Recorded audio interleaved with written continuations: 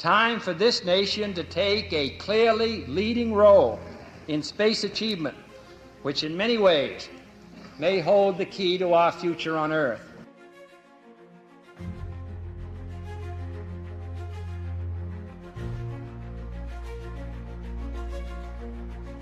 It's one small step for man, one giant leap for mankind.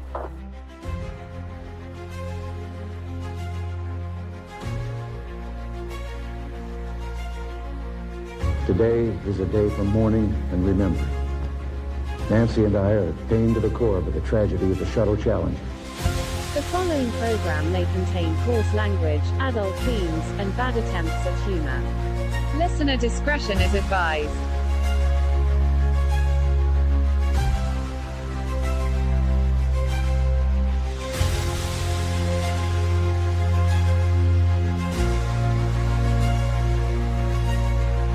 What is President Trump's goal? What is his vision? He wants to put an American flag on Mars.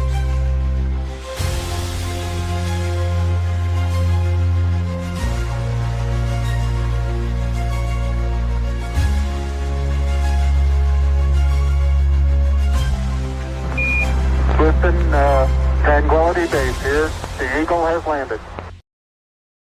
I am JEFF, a Cosmic Bard, over on X, and this is the Lost Wanderer podcast for July 12th, 2026, produced live from Listening Post Studios. Evening, Raptor. Thank you for joining the program. 8 days ago, the United States celebrated its 250th birthday, and I wanted to take a moment tonight to honor that. 2.5 centuries ago, 13 colonies declared that they would decide their own future. And whatever else can be said about the country since then, America has never really been short on ambition. We crossed the continent, connected it by rail, learned to fly, split the atom, reached the moon, built machines that could explore other worlds, and sent 2 of them beyond the edge of the solar system. America did not do every part of that alone, but it has been at the center of an extraordinary amount of human progress, particularly when it comes to leaving the ground. So happy 250th birthday, America. The fireworks may have stopped, depending on where you live. Most of the flags have probably been put away, and hopefully the guy down the street has finally run out of those loud, awesome explosives. Now, the anniversary still gives us a perfect opportunity to look at what the sky meant when the country began and how radically that view has changed. When the Declaration of Independence was signed in 1776, the known solar system contained 6 planets: Mercury, Venus, Earth, Mars, Jupiter, and Saturn. Uranus was discovered 5 years later by William Herschel. Neptune would arrive on the scene in 1846, and Pluto would join the conversation in 1930. That gave us 9 planets, which, by the way, is still the correct answer. I know. Officially, we are back down to 8 because Pluto was reclassified in 2006. I know the arguments. I understand the definition, but Pluto is a planet.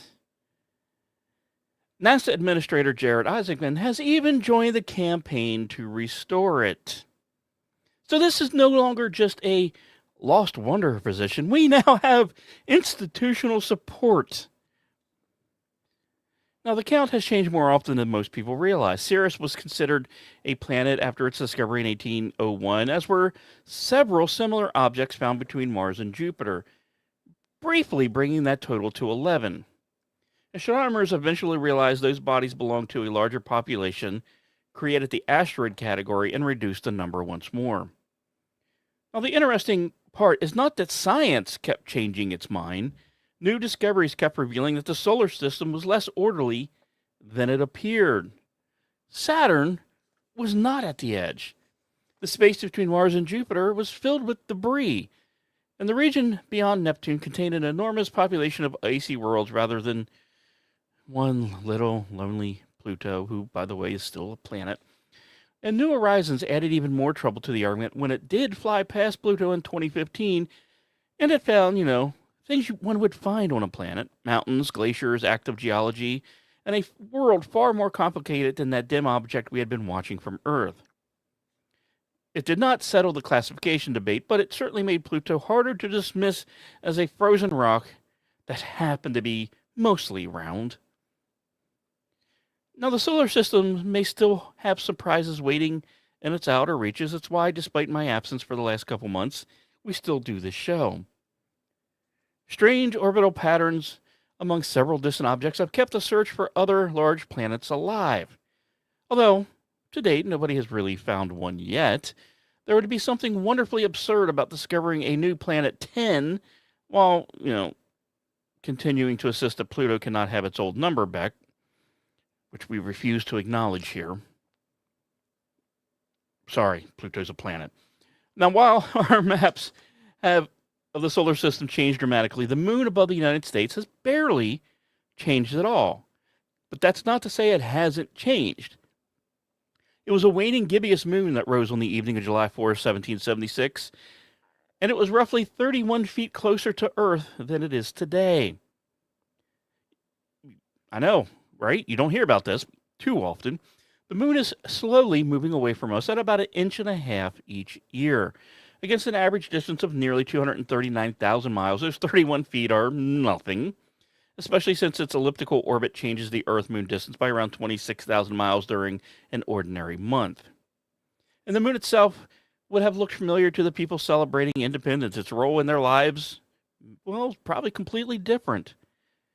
Colonial Americans used moonlight to plan travel. Military commanders had to consider whether it would help troops move at night or expose them to the enemy. Farmers followed lunar and seasonal cycles. Mariners watched its effect on the tides. And almanacs provided phases, rising times, eclipses, and other information people would use regularly. It was a clock. It was a calendar. It was even a streetlight. Today we measure its movements by firing lasers at reflectors left there by Apollo astronauts. Yes, you moon deniers, they are there. The moon that once helped Americans navigate dark roads now carries American equipment that lets us calculate its distance with extraordinary precision. Now, that change alone says quite a bit about the last 250 years, but flight gives us an even better scale of this. In 1776, no human being had ever left the ground aboard a flying machine. The first crewed hot air balloon first took place over Paris in 1783, 7 years after the American independence. It lasted about 25 minutes. I mean, there's no reason this balloon needs to brag. 25 minutes, and you know what I'm saying? But it was another 120 years passed before the Wright brothers made their first successful powered flight in North Carolina. Then, everything accelerated. Yuri Gagarin became the first person to orbit Earth in 1961, and 8 years later, Neil Armstrong and Buzz Aldrin walked on the moon. Only 66 years separated the Wright brothers from Apollo 11. We went from a fragile aircraft flying a short distance over sand to human beings crossing 250,000 miles in space in less than the span of an average lifetime. American industrial growth happened alongside aviation. And once the space race began, the country moved with a focus that is difficult to even imagine today. NASA had to invent technologies, build facilities, train astronauts, solve problems nobody had encountered before, and do it all while the Soviet Union was trying to kick their ass. And in July of 1969, Apollo 11 did just that. 5 more missions followed over the next 3.5 years, leaving footprints, scientific instruments, flags, vehicles, and an impressive amount of equipment behind.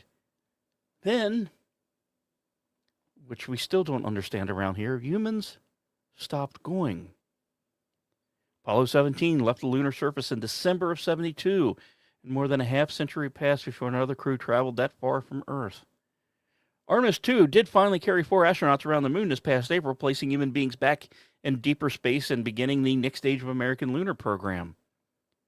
Now, Artemis is aiming at something Apollo never attempted, a sustained presence near the moon's south pole. Followed eventually, hopefully, by using what we learned there to reach Mars. Now, Artemis 3 is currently planned as an Earth orbit docking test, solving the program's lunar, with Artemis 4 possibly attempting a lunar lander in 2028. Now, that does lead us that there are some serious questions about whether SpaceX's Starship or Blue Origin's Blue Moon will be ready in time. And we will get into some of that later into the show. The schedule is ambitious, the hardware is unfinished, and China is working toward landing astronauts on the moon before the decade ends. And I agree, Aggie. If we had found cheese, I can guarantee you 80% of the white women in this country would have demanded that we go back. Now, the competition may be exactly what the American program needs. The United States has a long history of becoming remarkably effective when somebody else appears capable of getting there first. In 1776, the known solar system stopped at Saturn. The moon helped light the roads, and human flight was still 7 years away. 250 years later, American spacecraft has explored every planet, crossed the interstellar space, landed on Mars, flown past Pluto, and once again carried people around the moon. A second, sixth time, depending on how you want to do this. This is an extraordinary distance for one country to travel. American story has always included people willing to look beyond the next ridge, the next ocean, or the next world, and decide that the unknown was worth the trip.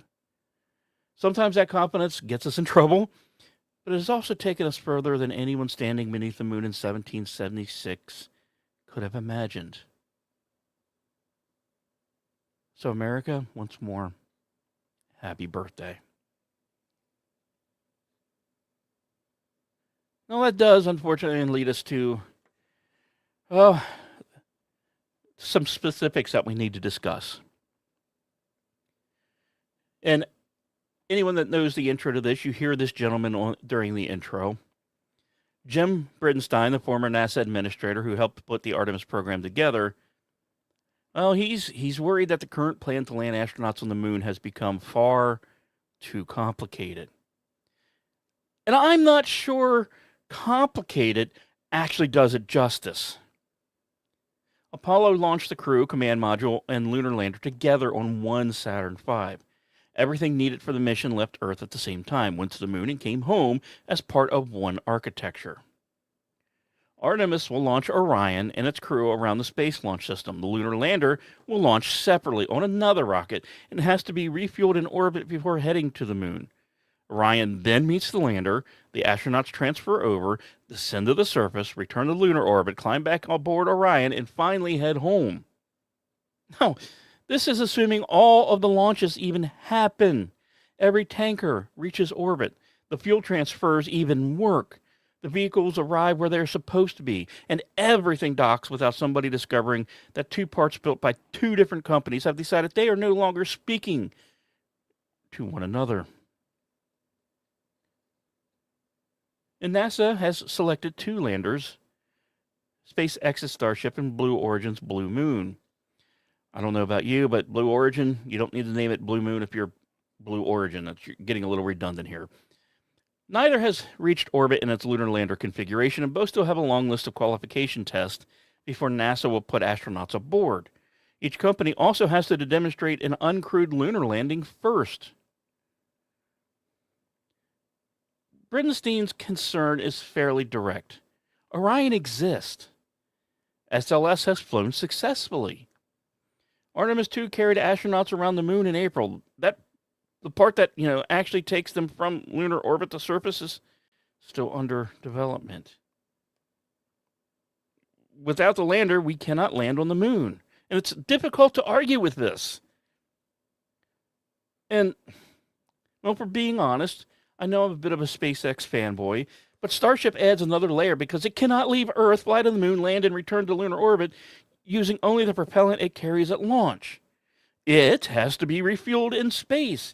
And NASA's Inspector General has estimated that a single lunar mission could require at least 15 additional Starship launches to fill the lander's tanks. This does not automatically make the plan impossible. Let's face it, if anyone can do it, it's probably going to be SpaceX, and they have built its entire Starship program around rapid reuse, orbital refueling, and launching often enough that 15 flights eventually will be 15 hours. The problem is none of this is routine yet. NASA currently plans to use Artemis 3 in 2027 as an Earth orbit test involving Orion, Starship, and Blue Moon. The astronauts would practice rendezvous and docking with both landers over roughly 2 weeks. Now, Blue Moon may have a crew cabin available to them to enter, while Starship is expected to participate with a docking adapter rather than a completed crew compartment.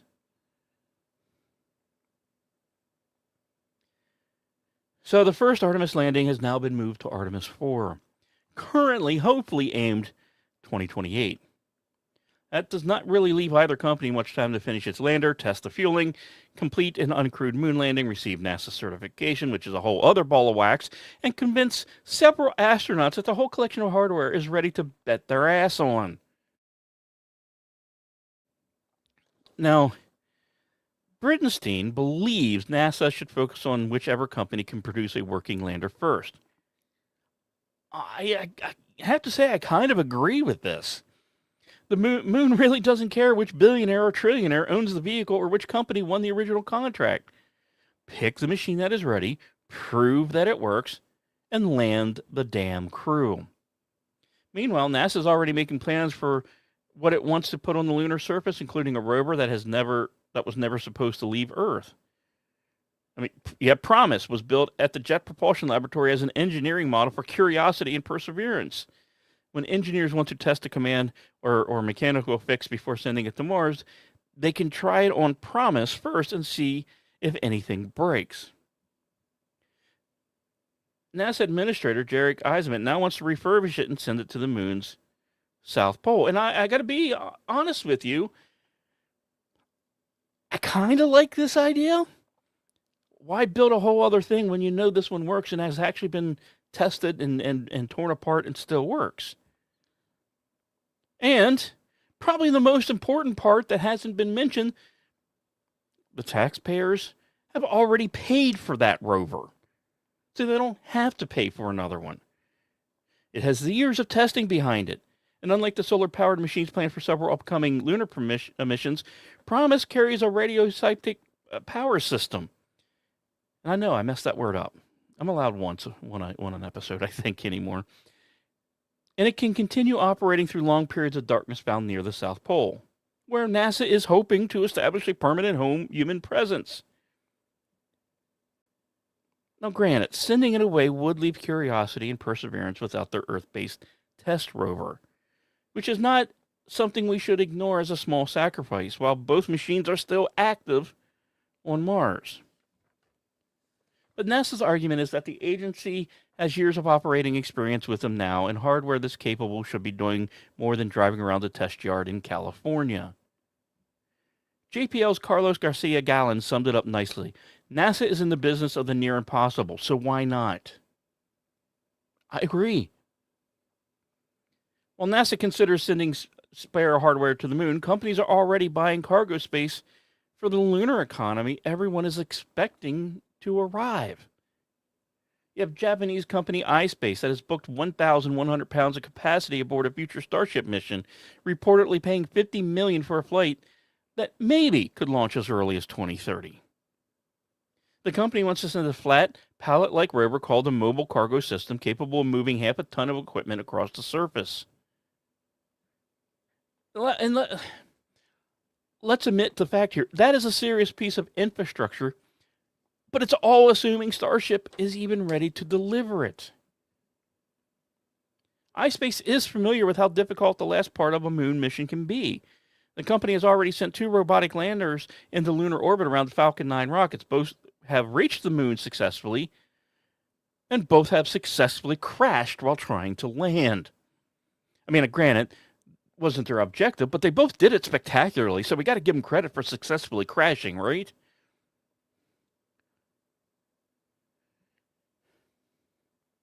Now it is booking room for a much larger vehicle that has completed 12 suborbital test flights but has not yet attempted a lunar mission. Now, I may sound like I'm having a little bit of fun here. This is not necessarily foolish.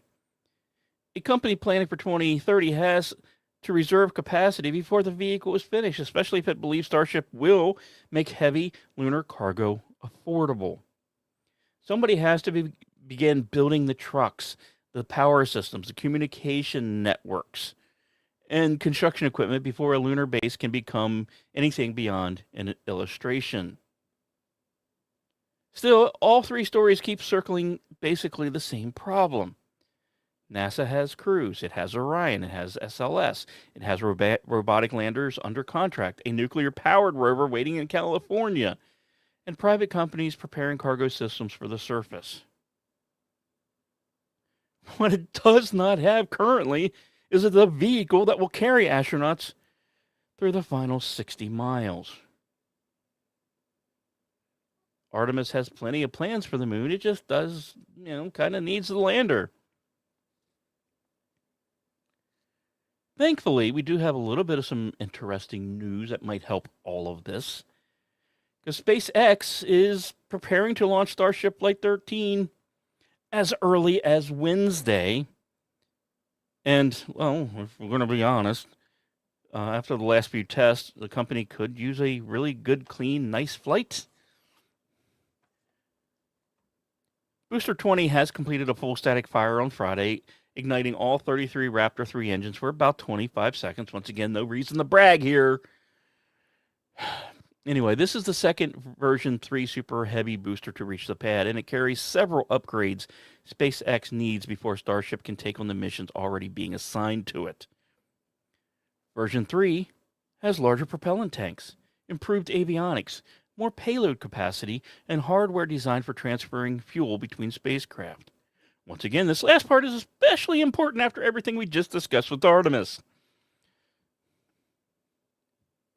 Now, to its credit, Flight 12 managed a soft splashdown of the upper stage in the Indian Ocean, but Super Heavy failed during its landing attempt, and an engine problem forced SpaceX to skip an in-space relit test.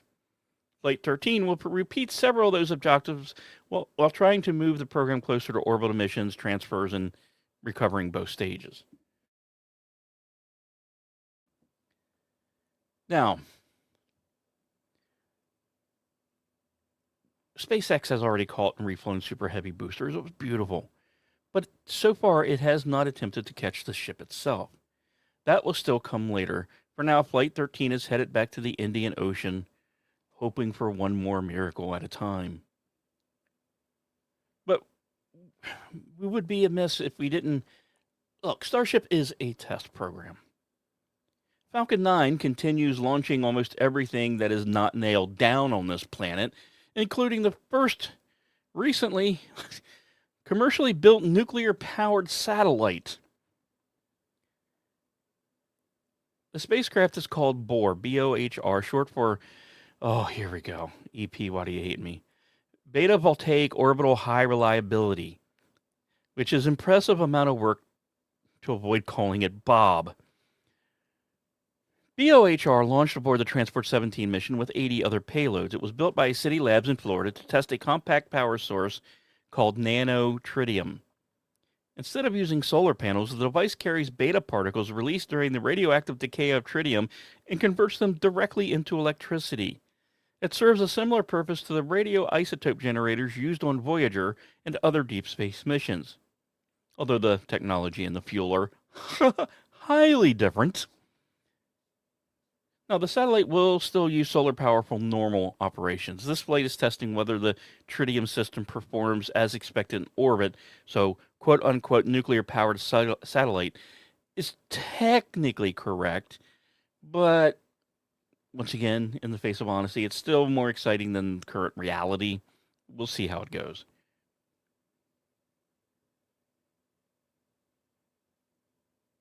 Now, solar panels are excellent until a spacecraft enters those permanent darkness, travels too far from the sun, maybe gets covered with dust, or lands somewhere with weeks upon weeks of nighttime. We call that winter in Vermont. But anyway, a compact nuclear battery could keep sensors, communication equipment, and smaller spacecraft operating for years without the need of sunlight.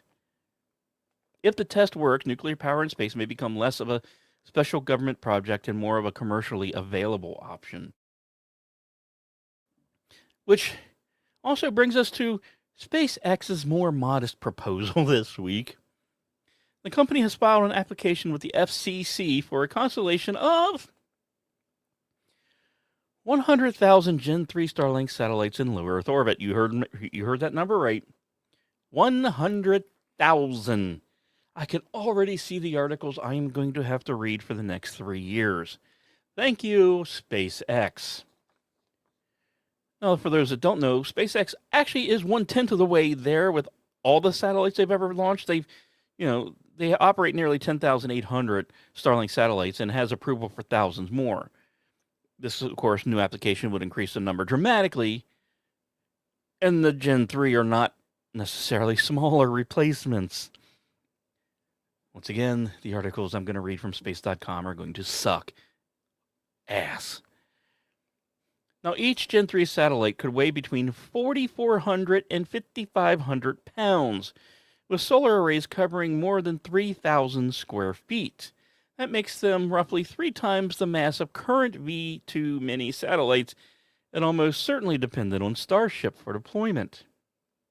Now, the filing does not mean the FCC will actually approve 100,000 of these, but it does mean SpaceX can launch them it does not mean that they can do them anytime soon, but regulators will have questions about orbital congestion, collision risk, astronomy, atmospheric effects.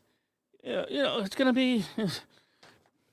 But we haven't even talked about StarMind, a proposed network of 1 million satellites serving as orbital data centers for artificial intelligence yet. So even that 100,000 is apparently the conservative plan. There is a fine line between ambition and madness. And SpaceX appears to be determined to blend that line and blur it quite well. And I agree, Al. Someday the twinkles in the night sky won't be stars. But thankfully, we have other things that we can discuss. And I know it's been a while because I don't even think the last episode had it. So it's been a little while since we've been able to do this. And now, Assholes in Space! Chinese asshole! Chinese asshole! Chinese asshole! Chinese asshole! Oh, God. Okay, I'm officially back now. Hearing that song, I'm good to go. Let's lead out this first half with China stories. China has successfully recovered an orbital class rocket during an actual mission for the first time. And it did it in a way nobody else had tried before, because they couldn't figure out SpaceX's plan to steal. The Long March 10B launched from Henan placed an undisclosed satellite into orbit and brought its first stage back to a ship at sea. Instead of landing on a deck, the booster lowered itself into a large net carried by a recovery vessel. Okay. After it was called, it sure did look like it was swaying a lot and not safe. If anyone's seen the video, I'm just saying, it didn't look that good. It kind of looked like a Temu landing, which is probably appropriate. Now, the full rocket itself stands about 207 feet tall and can carry roughly 16 tons into low Earth orbit in its reusable mode. And about 6 minutes after stage separation, the first stage did return vertically, settled into the net, and survived well enough that China now plans to fly it again before the end of the year. Now, here's the thing. Humans have problem with scale until they see it. Not on camera, not on video, until they see it in person. You all have trouble understanding scale. I'm not human, so I understand a little better. The scale is still nowhere near a super heavy catch. Now, China, of course, has not released the exact landing weight of the booster, but based on its propellant load and normal dry weight range for a kerosene first stage of this size, we can do math because it is Sunday. It probably reached the ship weighing somewhere between 130 and 180,000 pounds. Okay, not bad. Until we come to realize that Super Heavy weighs about 606,000 pounds empty and likely returns to the tower closer to 700 and 800,000 pounds after adding the fuel reserve for landing. We should also once again mention that Super Heavy is about 30 feet wide, compared to roughly with almost 16 feet for the Chinese stage. So yes, China caught a serious orbital booster on a moving ship. Yay! SpaceX's tower catches something 4 to 6 times heavier. And I'm not saying this to be mean to China. China deserves a lot of meanness. It's still impressive as hell. Both achievements are impressive. But it's important to remember that all the China-humping Americans on Twitter and X, that the two simply are not the same scale. And I think this is part of the facts that I love to bring to this show. And we can't forget that SpaceX has landed orbital-class boosters more than 600 times. So we can't just sit here and say, oh, look, China is right there with us. No, but they're catching us, okay? It has crossed a very important line. Previous Chinese reusable rockets reached orbit and then failed during recovery. This one actually did complete the mission and came home. Now, of course, naturally, China released almost nothing about their spy satellite. I mean, their satellite, I guess for legal purposes, I can't call it a spy. Anyway, because, why should we spoil like a major engineering achievement by telling anyone what was actually launched? And now, if this wasn't scary enough, we have other great China news for you. China also spent the week studying the best way to nuke an asteroid. Yep, you heard me. The paper looked at what happens when a large object is discovered too late for a gentle nudging. And one option is to strike the surface, create a shallow crater, and detonate a nuclear device there. Welcome, China, to a certain movie that will go unnamed, Armageddon. Anyway, the better option, according to the modeling, is to use a penetrator first. Giggity. Dig deeper. And then place the explosion inside. Wow, did this just get dirty real quick. That will transfer more of the energy into the object instead of wasting so much on the blast on her tummy. I mean, into space. Oh. Look, EP's 18. I'm allowed to talk like this now, okay? With enough warning, the researchers believe the model could destroy an asteroid around 330 feet wide or deflect one approaching 6/10 of a mile across. They tested scenarios with warning times ranging from 1 year to 20. Now, of course, reality will be a lot messier. Very, very messier. Some asteroids are solid rock. Others are loose rubble piles. And others are blondes with multiple personalities. Now, there's also the minor diplomatic problem of launching a nuclear warhead into space without, every other nuclear power assuming something terrible just happened. Now, I still prefer that somebody works through this before, the asteroid is visible without a telescope. So, who knows where we'll go from there. So, we have a catching from China and nuking all over an asteroid. So with that, I think we'll take a break, and I can't believe I'm doing this, but tonight's intermission song is called Nuke My Love.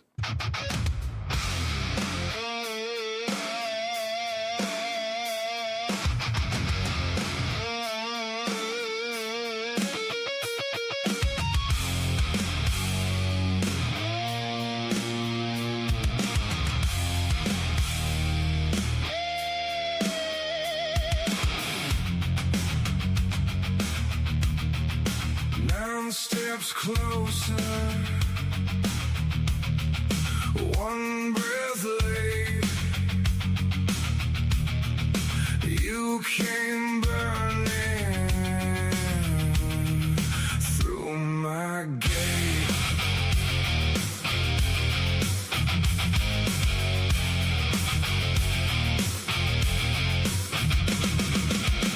You wore the night like borrowed skin, all cold outside, all fire within. I watched you fall, I knew the line, a perfect end on borrowed time.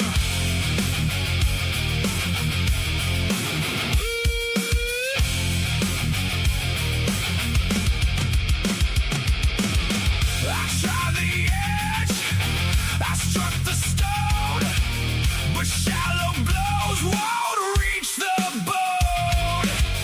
So let me down beneath your scars, past all the dust, past all the stars.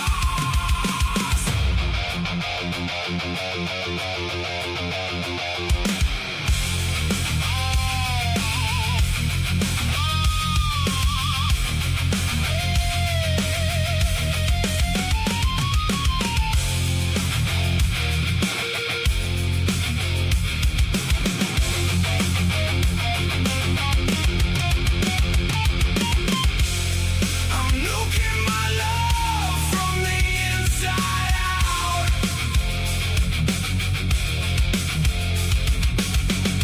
Burying the fire where the fear lives now. I'm breaking the core, I'm splitting the dark. I'm nuking my love till it tears us apart.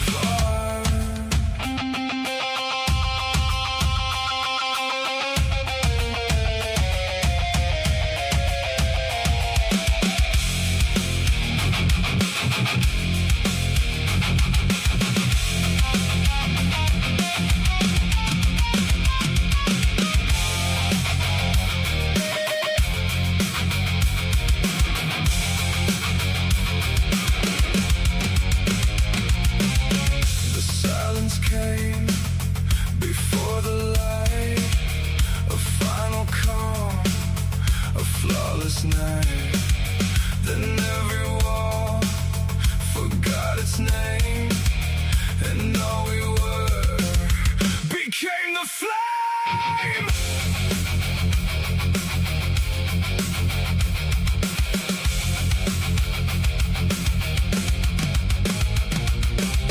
Now pieces turn in empty space. 1,000 ghosts still wear your face. Some drift away, some circle on, some burn for years after you're gone.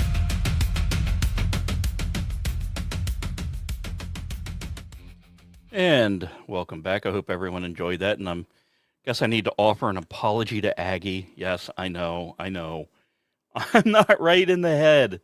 I can't help it. So let's just jump into the second half of the show. Scientists are beginning to seriously discuss sending people to Titan, Saturn's largest moon. And I have to admit that seriously is doing a lot of work in that sentence. A group of researchers met in Boulder. Oh, okay, they were all smoking pot.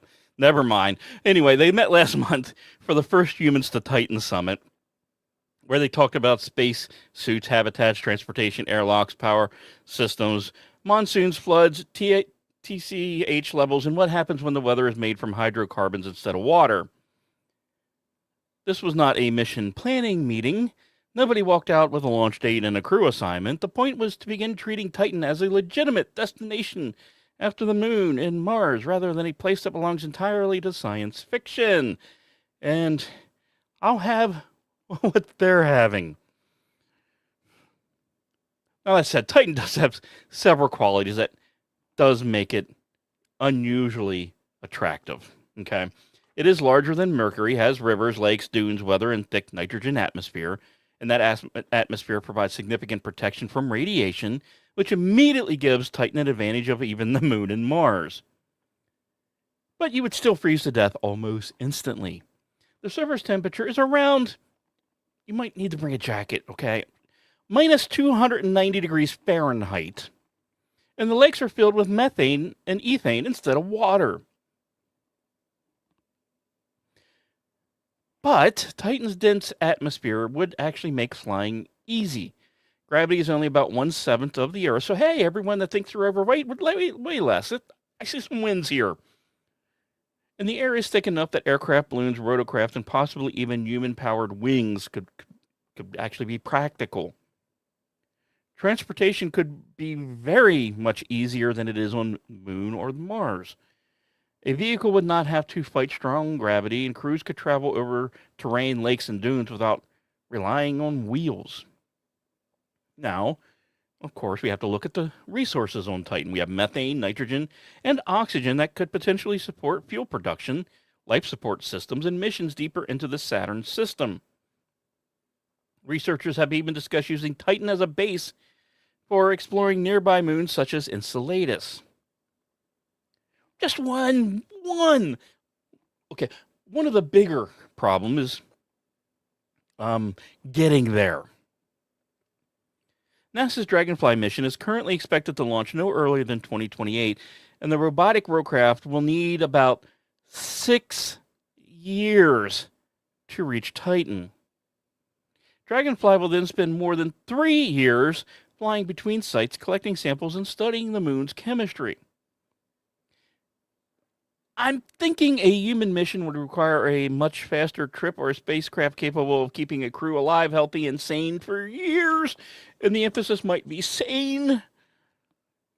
So that will mean better propulsion, reliable artificial gravity, or long-duration medical countermeasures, closed life support, radiation protection for the trip, enormous power systems, and hopefully eventually a study on how to have sex in space, because 6 years you're going to need to probably help reproduce here. Seriously, when are we going to get a scientific study on the feasibility and possibility of reproduction and sex in space? And I'm not being perverted for once. It's something that needs to be discussed. Now, that said, Mars is difficult. Titan is the kind of mission where forgetting one spare part would actually become a historical event. The other possibility is just that humans never go. Humanoid robots may become capable enough to handle the exploration before we develop a practical crewed spacecraft.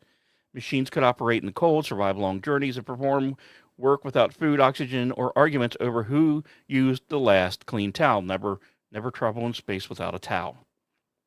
We all know the official handbook.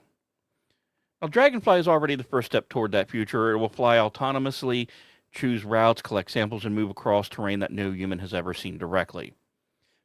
But more advanced robots could build habitats, prepare fuel systems, inspect equipment, and explore dangerous regions before a crew ever left Earth. Eventually, the machine may become so capable that sending humans begins to look unnecessary, which is something Michio Kaku has been preaching for about 20 years. Now, that is where the question becomes less about science and more about why we even bother to explore. If the goal is just gathering data, well, robots will win. They are cheaper, lighter, and easier to lose and less likely to go insane.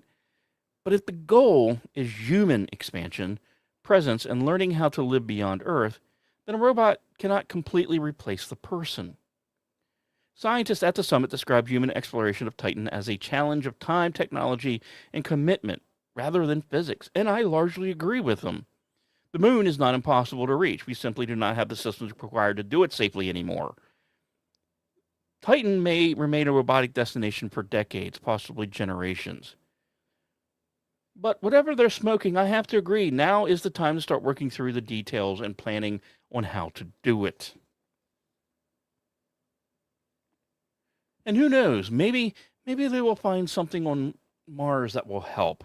You know, like the fact that maybe it once contained an enormous interconnected sea of magma beneath its crust. You know, the stuff that could maybe change how people think about whether the planet was ever habitable, which it was, but shh, we're not allowed to talk about that. Now, this evidence actually comes from NASA's InSight lander, which listened to Mars quakes between 2018 and 2022. Seismic waves travel differently through different kinds of rock, so by measuring how those tremors move through the planet, scientists were able to map layers deep below the surface. And they found a major boundary about 15 miles down. Above it is a thick layer of mafic rock, rich in iron, magnesium, and silica. Beneath that sits dense ultramafic rock with less silica, extending almost 9 miles further toward the mantle. That kind of layering does not happen by accident. The lighter and heavier material had to separate while molten, which points to enormous magma chambers inside the Martian crust. These were not isolated pockets under a few volcanoes. Researchers believe they may have stretched hundreds, if not thousands, of miles and connected giant volcanic regions across the planet. Until now, Mars was considered relatively simple inside, mostly by the simple inside people looking at it. Earth has plate tectonics constantly breaking, moving, and recycling its crust. Mars appears to have spent most of its history beneath one unbroken shell, which scientists, of course, called a stagnant lid. And that made it easy to picture Martian volcanism as a handful of giant hotspots punching through an otherwise quiet crust. But, shocking no one with half a brain, Mars had been doing considerably more underneath the hood. These interconnected magma systems could have repeatedly reworked the crust, shocker, moved heat and chemicals through the planet, and released greenhouse gases into the atmosphere over long periods of time. And let's not forget that last part is important because Mars has always had a problem holding on to air, or so we thought. It is smaller than Earth, has a little bit weaker gravity, and lost its global magnetic field apparently early. Although I'm sure in 2 years we'll find that out's not true anymore either. But anyway, over billions of years, much of its atmosphere and water escaped into space. Long-lived volcanism may have helped replace some of what was being lost by releasing carbon dioxide and other gases. That could have kept the atmosphere thicker and the surface warmer for longer than the current computer model suggests. Computer models get the climate of another planet wrong. News at 11. Sorry if I'm a little worked up about that story. It just pisses me off. So, Red Planet may not have had oceans just on its surface. It may have had them burning beneath it.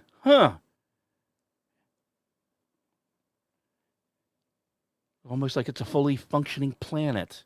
Who would have thunk? Okay, I'm calmed down. I'm relaxed. I'm ready for the next story. EP, you don't have to look at me. Go back to playing your game. I'm good. I'm good. I'm serious. Yeah, I am. Got Pluto and this in the same episode. I was bound to get riled up. Okay, here we go. NASA's test spacecraft has found a planet it was never designed to use or to see, hiding in data collected 3 years ago. The planet is called Gaia 23 Bra B, which sounds less like a world and more like someone's Wi-Fi password. It is about 1.6 times the mass of Jupiter and circles an orange dwarf star roughly 40,000 light years away. Now, it is actually the distance that is a bit of the surprise in this story. TESS normally finds planets by watching for the tiny dip in starlight, and happens when a world passes in front of its star. And that method works best when the planet's orbit lines up perfectly from our point of view, and TESS usually searches stars within only 150 light years. I know only, but compared to 40,000, only applies. Gaia 23 Bra B is nowhere near the neighborhood, and it does not pass in front of a star from where we are watching. Instead, astronomers found it through gravitational microlensing using an effect predicted by, get ready to drink, Einstein's theory of general relativity. In 2023, the Gaia spacecraft noticed a distant star briefly getting brighter. The star itself had not changed. Something passed between us and the background light, and its gravity bent and magnified that light like a lens. The foreground object turned out to be a planetary system. Now, the first clue came from Gaia, but researchers later found that Tess had been watching the same part of the sky at the same time. When they went back through the data, the microlensing signal was there. Nobody had looked for it because nobody expected Tess to be useful for this kind of search. Huh. Tess was built to catch repeated transits. Microlensing events happen once, last for a limited time, and then disappearing. The alignment between Earth, the foreground system, and the background star breaks apart, leaving astronomers with one chance to collect enough information. So, in a way, this discovery makes it both exciting and largely irritating. Scientists now know Gaia 23 b exists, but the same lensing event will never ever repeat. They cannot simply schedule another observation next year and watch it happen again. One researcher joked that microlensing may eventually find the first true Earth analog, allowing astronomers to wave as it passes because they'll never get another look at it. Still, the method opens a part of the galaxy that transit surveys tend to miss. Most of the planets found, they're large worlds close to their stars because they produce frequent, obvious dips in brightness. At that distance, similar to Jupiter's path around the Sun, this is kind of a wider orbit that can remain invisible to transit searches. Thankfully, we do have some news that might make this change very soon. NASA's Nancy Grace Roman Space Telescope is being built with microlensing as one of its major jobs. Roman will watch the crowded center of the Milky Way, where stars frequently line up close enough for these brief lensing events. NASA expects it to find around 1,000 planets through microlensing, along with tens of thousands detected through other methods. And the crazy part is, the most interesting possibility may be sitting in data that we actually already have, that Tess has watched for years. And if Gaia 23 b was hiding there unnoticed, other planets may be waiting in the same archives simply because astronomers were searching for the wrong signal. But once again, Einstein. Oh, yeah, that's right. I forgot. Tonight's episode is me going on rants. Because I'm sure, besides not ever being able to do the juxtaposition on UFOs, this next story is going to send me off the chart. Okay? Be prepared. There's probably going to be a little bit of swearing in this next story. I can't help it. The White House, in their infinite wisdom, I'm hoping you can pick up my sarcasm on that last part. I know it's spoken word. You can't see my face or my eyes rolling, but I hope I portrayed it. The White House has appointed Harvard astronomer Avi Loeb to lead a new scientific council studying unidentified anomalous phenomena, which is interesting because I agree with a surprising amount of what Avi actually has to say on this particular thing. It's just that I don't trust him. I don't. The UAP Science Advisory Council was established with the involvement from the White House, the Pentagon's All-Domain Anomaly Resolution Office, the Office of the Director of National Intelligence, the FBI, and other members of the intelligence community. Its purpose is to help the government study unexplained objects using better instruments, consistent collection standards, and actual scientific analysis instead of using another round of blurry videos of stories nobody can identify independently. Now, this is the correct approach. Don't get me wrong. For decades, the UFO conversation has been trapped somewhere between two groups that are, no offense to juxtaposition, Rick and Morty are great. They do great jobs. This is not a slam on them, but let's face it. You know what I'm about to reference. Usually between two groups that are equally unhelpful. One side sees aliens in every light, balloon, reflection, and smudge on a camera lens. And then you have the other morons that dismiss the entire subject before examining, any evidence, because serious scientists are not supposed to talk about flying saucers. Neither position gets us any fucking place. Something unidentified near a military base, maybe an aircraft, drone, sensor failure, atmospheric effect, foreign surveillance system, or something that may not have been seen before. Even when the answer is completely ordinary, we should probably know what is moving through, I don't know, restricted airspace? Loeb has argued for years that this research needs to move away from accidental sightings, legends, and secondhand accounts and toward transparent, systematic observation. His Galileo project was created around that idea, using instruments and repeatable methods to, again, search for possible extraterrestrial technology. This is a valid point. The new council also includes far more astronomers. Its members come from physics, data scientists, computer scientists, biology, oceanographers, medicines, people with doctors after their names, real doctors, not the ones of education, psychology, anthropology, philosophy, economics, and instrumentation. Michael Shermer, the founder of Skeptic magazine, is actually part of the group, which should at least prevent every unusual pixel from immediately receiving its own documentary series coming to History Channel next year. Now, several members say the council intends to concentrate on new, higher quality evidence rather than, looking back at famous cases that cannot be properly tested. That may disappoint people hoping the government will identify every grainy object photographed since Roswell, but honestly, this is really the only useful way forward. Carol Cleland, a philosopher and astrobiology researcher at the University of Colorado Boulder, great, she's smoking the same thing the other guys did, hopes an outside scientific panel can pressure agencies maybe to release more information and allow researchers to interview witnesses directly. Others want Congress to actually, shocker, fund UAP research through the National Science Foundation, placing at least some of the work inside universities instead of leaving everything buried within military and intelligence agencies. Once again, I support all of that. The council could improve public trust by placing people with different backgrounds and opinions in the same room, giving them all access to better data, and requiring them to explain how they reached. I know we're at a loss of understanding scientific anything anymore, but explaining how they reached their conclusions scientifically and logically. Are we allowed to do that?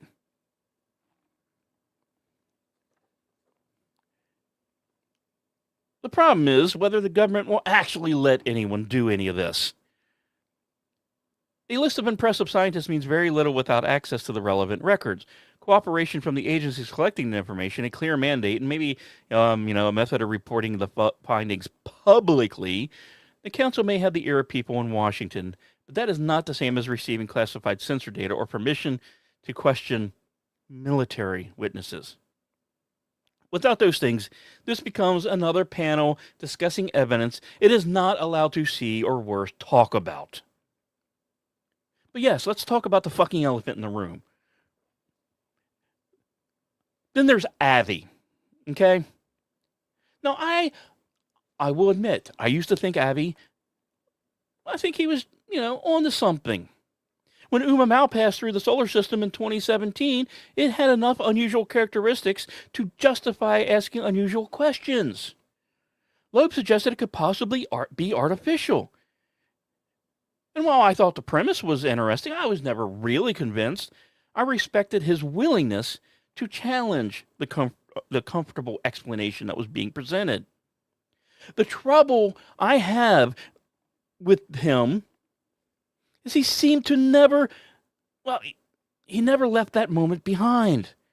Another strange object appears. It's an alien possibility. A meteor falls in the Pacific, and he searches the ocean floor for pieces of interstellar technology. Small metallic spheres are recovered, and the publicity begins well before the evidence has actually established what they are or where they came from. And of course, he's going to go spew his fucking mouth like Neil deGrasse Tyson talking about Pluto. Now, of course, he is very careful not to claim that aliens have definitely arrived. He does ask some legit questions, discusses possibilities, and reminds everyone to remain open-minded. Those are reasonable statements, but the most extraordinary possibility somehow keeps finding its way into every headline featuring him. Every fucking headline. With his, I know instantly, and I know many of you that listen to this show, any article you read that says, oh, scientists say this could be an alien, you know damn well the first name you're going to see is Avi Loeb. Tell me I'm wrong. Please. And that is why I can no longer trust him. Now, once again, I do not think he's wrong to ask whether some unexplained phenomena might represent technology we do not understand. I actually agree, for the most part, that some of the unexplained phenomena is probably technology we do not understand.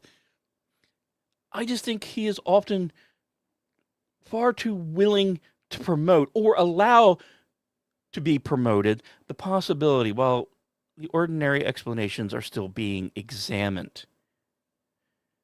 To me, he has become extremely effective at selling uncertainty, but trying to remain above it by denying it. And maybe this council is exactly what he needs: a larger group containing physicists, data experts, psychologists, instrument specialists, and professional skeptic that may slow down the rush from anomaly to alien technology. Better evidence could force everyone involved to become more disciplined, including the chairman.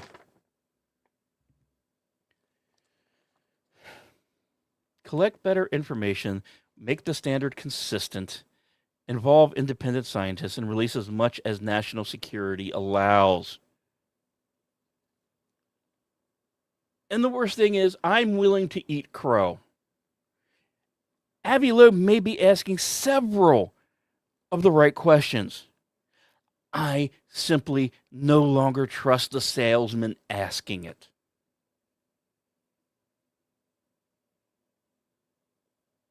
Okay, I'm better now. Let's talk about the night sky, shall we? For the next 2 weeks, the moon starts by giving us several excellent dark nights. Then slowly, the brightness returns enough to make things a little bit ruined. The new moon arrives Tuesday morning, July 14th, making the nights around July 13th through the 15th the best part of this forecast for seeing the summer Milky Way. Scorpius and Sagittarius are both well placed in the southern sky, and the center of our galaxy sitting in the direction of the Sagittarius teapot. Now, of course, as always, you will need to get away from city lights. The Milky Way is not going to fight its way through parking lot LEDs or Circle K sign bright enough to guide the aircraft. Find a genuinely dark spot, give your eyes time to adjust, and look south once evening twilight is gone. And on Thursday, July 16, the young moon passes directly in front of Regulus for observers in the right locations. Visibility depends heavily on where you live and how much of the United States gets at least part of the event during daylight. So check your local time before planning around any of it.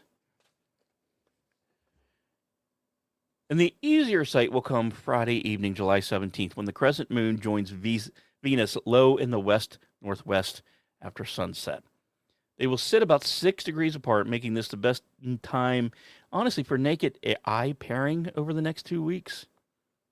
Venus will be impossible to miss, and the moon should be thin enough for Earthshine to illuminate part of its dark side. On 24th of July, the waxing moon will pass close to Antares, the red heart of Scorpius. Another occultation is visible from parts of Earth, but for most listeners, the useful event is simply the pairing after sunset. And over the next 2 evenings, the moon moves into Sagittarius and across the region around the teapot. By then, it'll be bright enough to wash out most of the Milky Way, but it can still help you locate one of the richest sections of the summer sky. And we do have some, meteor activity coming up. The southern Delta Aquariids are building toward their July 30th peak. While the earliest Perseids are starting to appear, rates will still be low before July 26th, but a few may show up during the pre-dawn hours. Your best easy event, though, is the Moon and Venus on July 17th. Your best dark sky window comes around the new moon, where you can just appreciate the Milky Way at its finest. And thus, we must end this episode. Thank you for tuning in whenever, however, and why ever you do. Special thanks to NASA, SpaceX, Space.com, Ars Technica, NASA Spaceflight, Popular Mechanics, and everyone out there doing the work that keeps us looking up. And as always, special thanks to my executive producer, who is already helping plot the next course. This has been the Lost Wanderer podcast. I hope you enjoyed the show, learned a little something, and had a laugh or two along the way. Good night. Just us seems like an awful waste of space. And space is big, really big.